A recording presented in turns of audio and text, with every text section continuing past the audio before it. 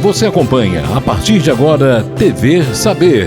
Apresentação Gil de Oliveira.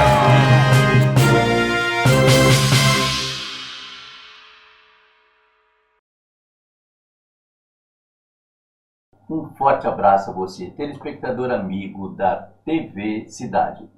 TV Saber no Ar. Hoje vamos falar sobre literaturas, não literatura de terror, tipo Frankenstein, Drácula, se trata de uma ficção científica, mas sim vamos falar do folclore brasileiro, as suas lendas, que fazem parte dessa cultura popular. Estamos aqui com Maurício Pereira, um escritor formado em propaganda e também em publicidade, escritor, e vai nos contar todas essas suas literaturas, essas andanças, suas pesquisas feitas desse tema tão interessante. Maurício, seja muito bem-vindo, obrigado pela sua presença. Obrigado, é um prazer estar aqui com vocês da TV Cidade e poder falar um pouco da nossa cultura, do nosso folclore, das nossas histórias de assombração. Exatamente, a assombração é um tema que não é só criança, às vezes se assusta um pouco, tem um pouco de temor, mas é um tema super interessante, importante, já se fala de cultura. E o medo realmente existe. Diz que quem tem medo é porque tem que ter a coragem também. Maurício, a partir de que instante despertou em você essa vontade de escrever esses temas? Desde criança, eu gosto muito de escrever, de desenhar, né? E eu cresci ouvindo histórias de assombração que meu pai me contava. Meu pai, meus tios, meu avô, enfim, o pessoal do sítio, né, que eu morava até os 7 anos de idade, eu morava no sítio, na fazenda lá do Paraitinga, lá em Natividade da Serra, e também morei um pouco em Redenção da Serra. E por eu ser o oitavo filho, né, e meu pai já tinha uma certa idade, então eu não tenho muita lembrança do meu pai brincar comigo. Eu tenho lembrança dele contando histórias de assombração para mim, pescarias, andar a cavalo, então essa lembrança eu tenho de histórias de assombração, para eu contar a história. E quando foi em 2006, eu já era formado em publicidade, eu estava trabalhando em São Paulo e eu estava fazendo uma especialização em design gráfico, uma pós. E na época, o meu pai já era de idade, e eu tinha uma preocupação também de guardar essas histórias que meu pai me contava, para o dia que eu tivesse um filho, contar para o meu filho. Eu falei assim, putz, como que eu vou fazer isso? Eu falei, eu comprei um gravador de MP3. Comprei esse gravador de MP3, e daí meu pai começava a contar a história de assombração, eu gravava. Às vezes eu puxava a boca dele e gravava a história de assombração. E nisso eu fui reunindo, fiz um acervo de história de assombração, não só das que ele contava, porque depois ele pegou gosto, ele começou assim, Maurício, vamos na casa do Bento Rosa, vamos na casa do... Aí ele contava as histórias, porque são pessoas que ele conhecia, às vezes viveram aquela situação da história de assombração com ele, também lembravam de alguma história, enfim. Aí eu gravei várias histórias de assombração. E daí, quando eu estava fazendo a pós, surgiu a oportunidade, tinha que fazer o projeto de conclusão de curso, né? O trabalho de conclusão de curso, o TCC. E eu estava meio em dúvida do que eu ia fazer, se eu ia fazer um trabalho sobre cartazes, sobre ilustração, que é uma coisa que eu gostava também. E também tinha as histórias do meu pai. E o pessoal falou, Maurício, você conta história, você tem as histórias que seu pai contava, faz um livro. Eu comecei a pensar com mais carinho nessa ideia, falei, vou fazer um trabalho, então, um livro. Até eu fiz o projeto, era O Lado Escuro da Serra, era o título provisório do trabalho, né? E durante após esse trabalho, eu tive que fazer vários outros cursos associados à arte de fazer um livro, de montar um livro, curso de desenho, com narrativa, curso de encadernação de livro, enfim, vários livros. E num desses cursos que eu fiz, no de ilustração, eu conheci várias pessoas de diversas editoras, né? E daí lá eu conheci a Pétula Lemos, que era da DCL Editora. E ela foi uma pessoa que acreditou muito em mim, no texto, que ela gostou muito do projeto. E ela falou assim, Maurício, faça o boneco e nós vamos levar esse projeto para frente. Pode ser que não dê em nada, né? Aí eu fiz vários bonecos do projeto do livro e deixei um com ela levou para a DCL e eu mandei para várias outras editoras. Eu mandei uns 30, mas umas 5 editoras me chamaram. Mas eu acabei fechando com a DCL, porque ela me chamou e falou assim, o pessoal gostou do seu livro vai ser publicado. Aí eu que tinha a ideia de fazer só um projeto que era só vamos dizer assim, uma coletânea de histórias do meu pai para o meu filho, falei, agora então expandiu, né? E aí esse trabalho saiu, foi em 2007, em 2010 foi publicado o livro, demorou um pouco ainda, mas o livro foi publicado Contos de Assombração, que foi meu primeiro livro de textos e ilustração que eu publiquei. E eu não sabia, a editora foi e inscreveu esse livro no programa do PNBE do governo federal, e que compra livros e distribui para as escolas do Brasil inteiro. Então, eu sem saber que ela tinha escrito no PNBE, aí ela chegou e falou assim, seu livro foi escolhido, foi comprado pelo governo federal, compraram, sei lá, umas 60 mil unidades, logo de cara. Então, ela falou assim, chamaram lá na editora e falaram assim, você pode fazer mais livro. Porque tem autor que passa a vida inteira querendo vender um livro para o governo e não vende. Você faz o primeiro, vende? Exatamente. Então pode fazer mais. Olha, o Maurício, ele tem mais de 10 livros publicados, não só aqui no país, como no exterior. Então, eu vou mostrar para vocês algumas das publicações. Por exemplo, Assombrações do Vale do Paraíba, é um livro interessante. Histórias de Assombração. Corpo Seco. Muita gente não viu falar, o Maurício vai nos falar do que se trata o Corpo Seco. A Era, Mula Sem Cabeça, Saci, Lobisomem, Corpo Seco novamente. Contos de Assombração. Esse é o primeiro. Esse foi o primeiro lançamento.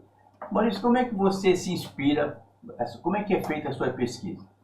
Então, eu tenho muita história, como eu falei, tem muita história que meu pai me contava. Então, no Contos de Assombração e no Assombrações do Vale, foi bem fiel ao que o meu pai me contava. Só que ele contava na linguagem oral. Eu fiz isso na linguagem escrita. Então, já fui adaptando bastante coisa da forma como ele contava. E no Histórias de Assombração e no Caos de Assombramento, eu já comecei a adaptar do meu jeito, fazer as minhas histórias. E apesar que essas histórias de assombração, do Vale do Paraíba aqui, são bem focadas em lendas aqui do Vale do Paraíba, aqui da região.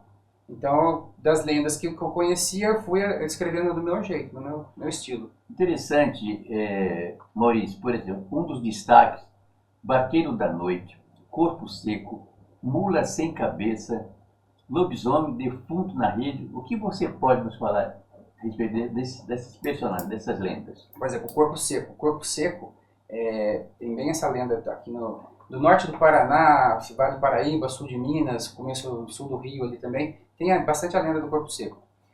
O Corpo Seco é uma pessoa que foi muito má em vida, foi uma pessoa muito ruim, bateu em pai e mãe, roubava a terra dos outros, roubava gado, enfim, uma pessoa muito ruim, muito apegada à matéria. E quando essa pessoa morre, nem o diabo quer ela, o diabo não quer, Deus também não quer, então a alma dela volta para o corpo que está lá enterrado.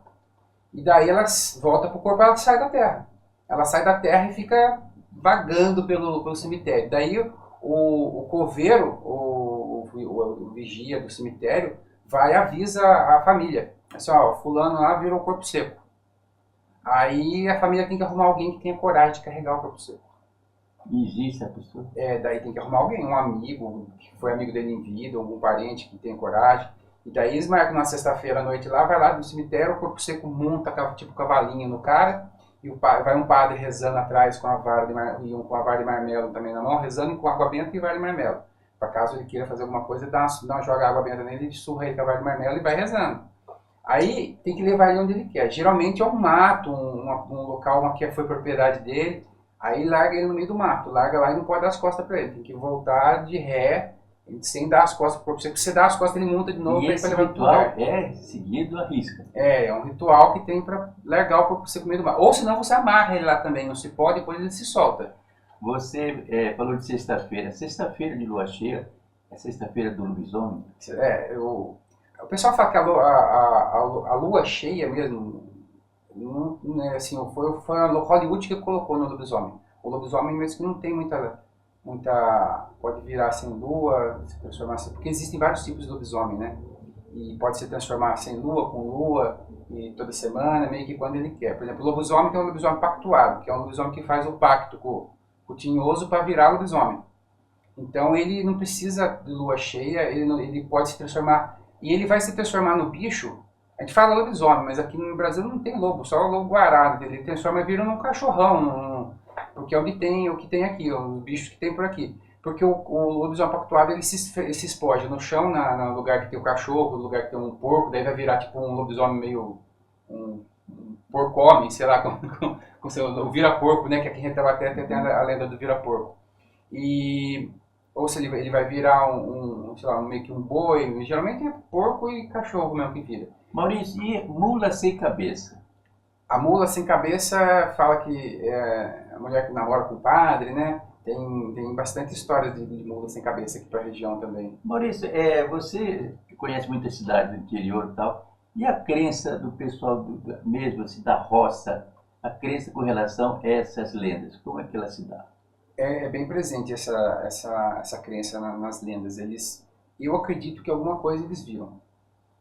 Existe um respeito. Existe o respeito. Eles, por exemplo, vai entrar no mato, o cara pede licença, às vezes no caso do corpo seco, ou aqui não falo muito de curupira, né? Mas no norte, no nordeste tem o curupira, no Mato Grosso, né? Então eles pedem licença, eles respeitam, tipo, não fala da lua cheia, né? Lua cheia fica mais dentro de casa, ainda tem isso no interior aí, nas roças, nas fazendas. Dizem, tem uma pousada em Redenção da Serra, que ela é famosa pela existência, sobre o comentário, a Mulher da Mata. Você tem algum conhecimento sobre isso? O que é que você pode nos falar? A pousada dos Pereiras, lá em Redenção da Serra, eles comentam lá que tem uma mulher que fica na estrada na beira do mato. E essa mulher, ela meio que tenta atrair, principalmente os homens, né? Que passam para entrar no mato. Porque daí quando a pessoa vê essa mulher, ela corre pro meio do mato. Dizem que se você for atrás dela, você não volta, né? Tem essa lenda lá, é recente essa lenda lá da Mulher do Mato. Então a Mulher do Mato, que chama a pessoa para ir pro meio do mato, mas... Qual é a região que você acha que você... Fala, olha, essa região, Gil, é uma das mais importantes, uma das mais céticas realmente com relação a assombrações. Cética? E aquela também que, por exemplo, que respeita e aceita como se a existência realmente fosse real. Né? Eu acho que no interior é mais aceito. Nas grandes cidades, assim, o pessoal é mais cético. Mas tem medo. É cético, mas é aquela coisa. Cético, mas não acredita, mas também não tem coragem de ir lá entendeu? Porque hoje tem as assombrações das cidades também, né? As lendas urbanas, né?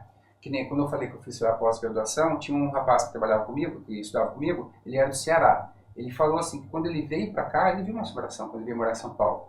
Ele estava procurando um apartamento para alugar e marcou com o corretor lá na Alameda Santos, lá perto, lá da Paulista. Eu falei, Maurício, marquei com o corretor lá, e daí era 2 da tarde para esperar o corretor. Eu fiquei esperando o corretor lá, eu fiquei olhando lá na frente, na banca do jornal, olhando, né, o prédio, fiquei na frente do prédio, fiquei olhando assim, e eu vi um senhor na sacada lá, olhando para baixo, olhando, né? Mas estou ali esperando o corretor, não demorou muito, ele chegou e a gente subiu. E a gente subiu, era no 3º andar.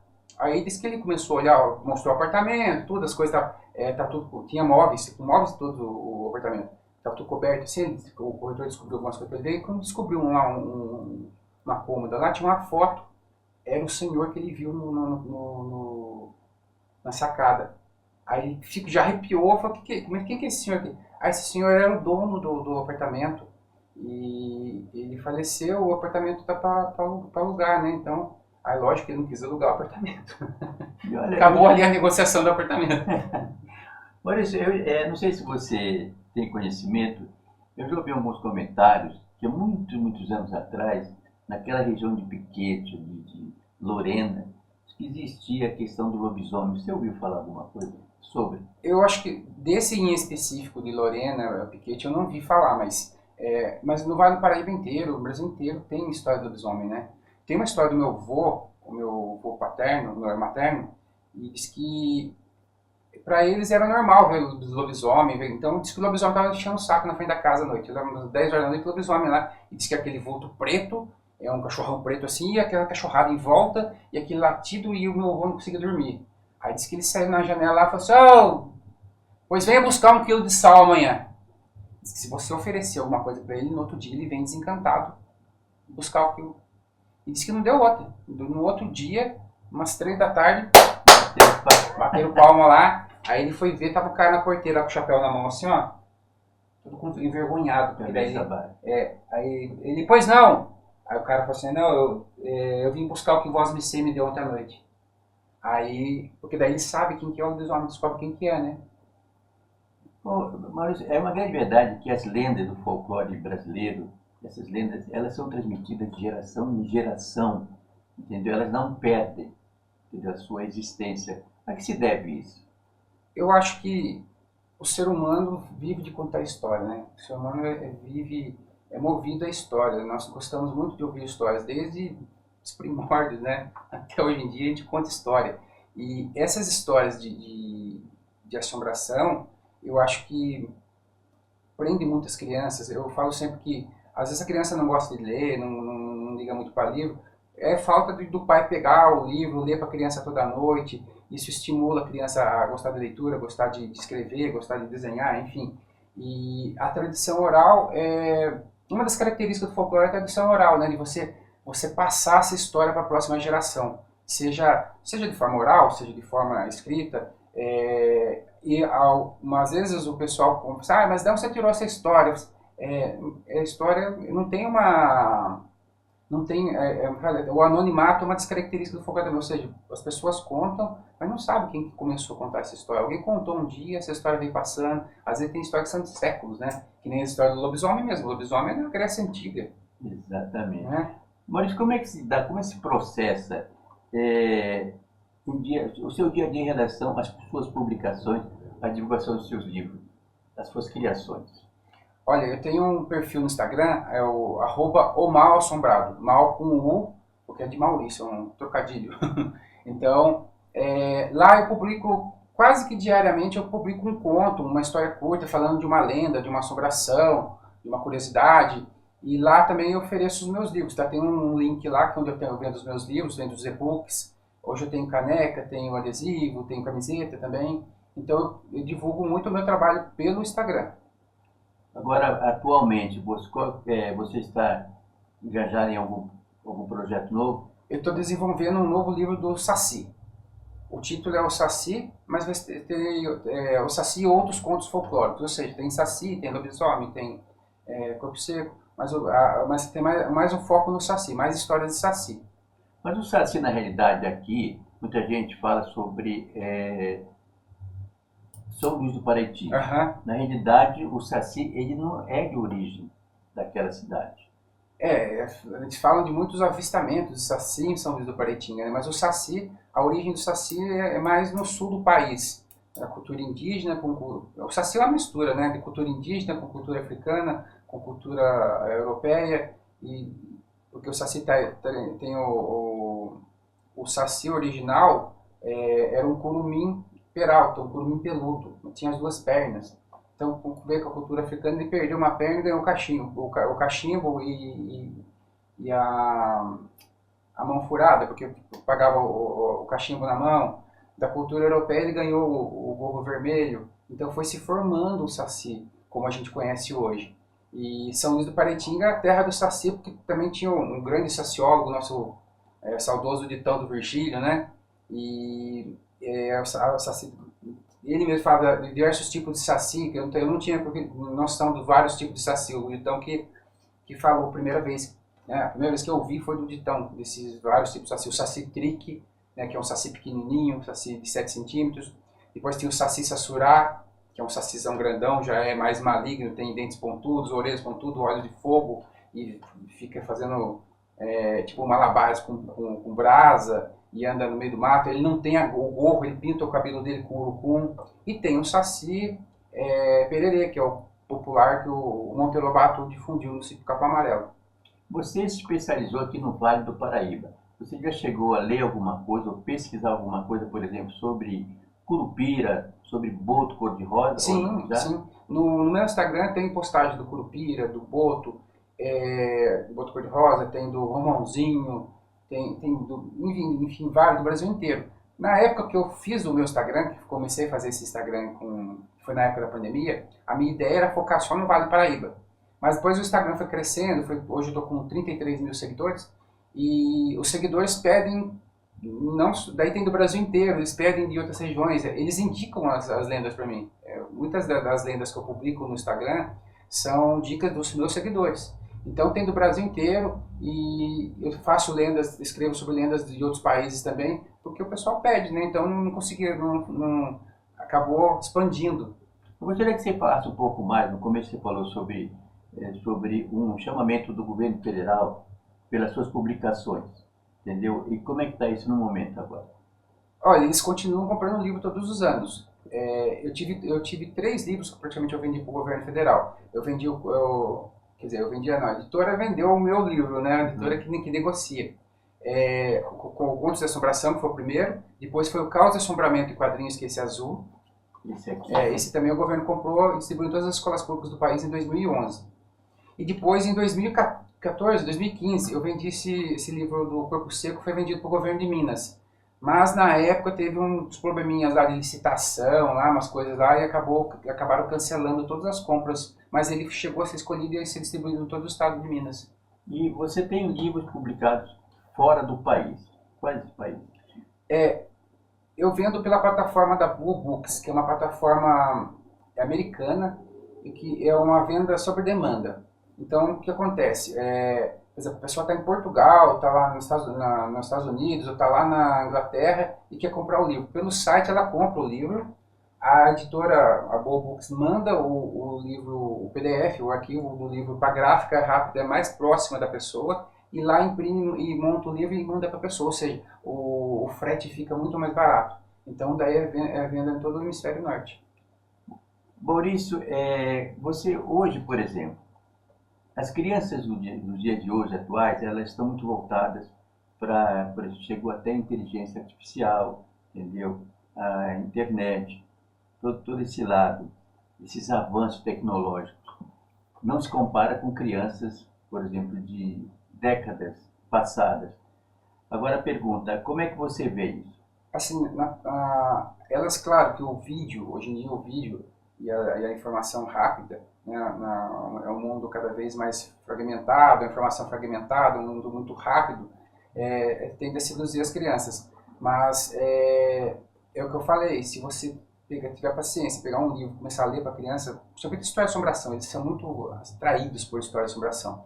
E das escolas que eu passo, que eu dou palestra, para as crianças que eu leio, e em São Luís também tem um projeto que eu vou contar história de assombração para eles lá em São Luís, 2, 3 vezes por mês, então, que vem em escola de São Paulo, eles gostam muito de história de assombração. Você já deu palestras fora do país? Fora do país ainda não. Mas fora aqui do estado de São Paulo? Do estado de São Paulo eu fui uma vez para o Rio. Para o Rio, já fui mais do estado de São Paulo mesmo, o deslocamento meu é mais por aqui mesmo. Agora, voltando das crianças, eu acho que o que falta é as pessoas terem paciência e pegar um livro, ler para a criança. O meu filho, eu leio para ele toda noite. Ele gosta de que leia para ele até hoje. Ele está com 11 anos.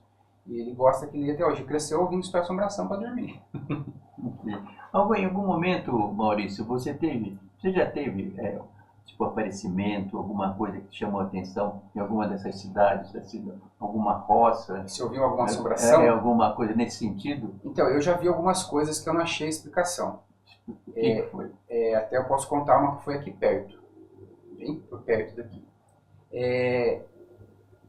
2000 não vou lembrar a data, o ano certo, foi 2006, 2000. Eu lembro que eu namorava com a mãe do meu filho, e ela morava aqui no bairro de Belém. E o meu pai mora aqui atrás, aqui na rua, morava, né, na Rua da Glória, e aqui perto do Posto de Saúde. Então nós havíamos saído à noite, eu levei ela na casa dela, na casa do pai dela, umas 2, 3 da manhã, e daí vim embora. E eu lembro que era época de frio, mês de junho, assim, tava uma neblina. Quando eu desci, eu peguei a avenida e desci, quando eu comecei a descer para vir pro túnel, aqui da desembargador, no final do desembargador, tudo neblina, assim. Quando eu fui entrar no túnel, eu vi um cavalo branco com um menininho loiro em cima do cavalo. Isso 3 horas da manhã, o menininho só estava de shortinho, o cavalo ele estava em pelo, não tinha cela, não tinha nada, não tinha cabresto, não tinha nada. E o cavalo velho, andando passo a passo assim. Aí eu passei com o carro do lado. Eu falei, mas que estranho isso, esse menino sozinho aqui essa hora da madrugada, com um frio desse, sem camisa. Aí eu falei, fui, né? Fui embora. Mas daí eu cismei e falei assim, não, tem coisa errada aí. Tem alguma coisa errada. Esse menino não tem ninguém perto. Eu fui lá perto do posto Maçã, fiz a rotatória e voltei. Voltei na época, podia, não tinha o túnel, não era mão única só, era mão dupla, podia fazer o balão assim subir. Aí o cavalo com o menino tava subindo beirando a Dutra. Aí eu fui. Quando eu cheguei perto, assim, ele entrou pra aquela passarela da Rua Imaculada, da passarela lá, na rua, que vai pra Rua Imaculada, ele entrou na Rua Imaculada. Eu parei o carro assim e fiquei vendo ele ir. No que ele foi, ele meio que desmanchou no ar, assim, ó, sumiu o cavalo, sumiu o menino. Mas eu vi 2 vezes. Bom, Agora, o que era, eu não sei. Uma assombração? existe algum escritor que você lê, que você admira, dentro desse padrão? Brasileiro, eu gosto muito do Monteiro Lobato, da história do Monteiro Lobato, eu cresci lendo o Monteiro Lobato. Leio muito quadrinhos, né? Ainda leio muito quadrinhos. E contos, assim, que eu gosto mais são o Edgar Allan Poe. Edgar Allan Poe, para mim, é o mestre. Maurício, para finalizar, eu gostaria que você agradecesse a sua presença, de ter aceito esse convite, falar de um tema tão interessante, e você deixasse para quem nos assiste uma mensagem. Olha, uma mensagem que eu posso dizer, assim, você acreditar no seu sonho, né? Eu não tinha, assim, muita pretensão de ser um escritor, mas quando comecei a alimentar isso, esse sonho se tornou realidade. E para você que tem filho, filho ou tem uma criança, pegue um livro, leia com uma criança. Você vai fazer uma grande diferença na vida dela.